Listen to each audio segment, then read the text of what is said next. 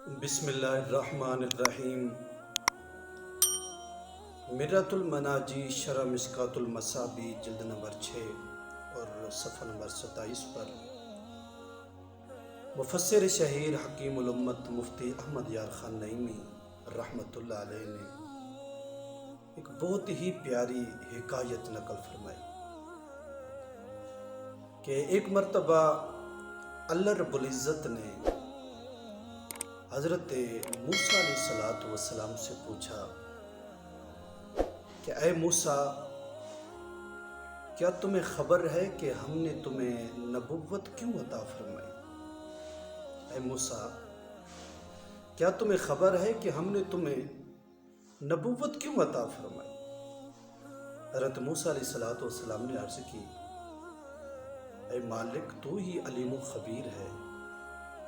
رب تعالیٰ نے فرمایا کہ اے موسیٰ، ایک دن تم بکریاں چرا رہے تھے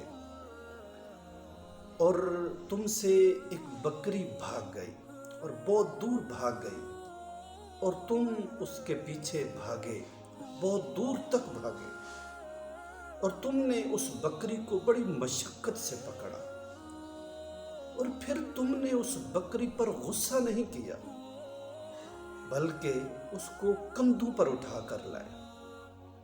اے موسیٰ، ہم نے تمہارا یہ خلق دیکھ کر اور تمہارا اس بکری سے پیار کرنا، رب کی مخلوق کے ساتھ پیار کرنا اور یہ تمہارا خلق دیکھ کر ہم نے تمہیں نبوت عطا فرمائی۔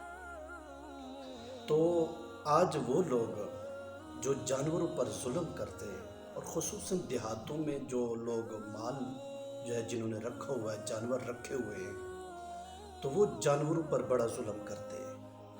ان کو چاہیے کہ یہ بے زبان جانور ہیں، یہ رب کی مخلوق ہیں، ان کے ساتھ پیار کریں۔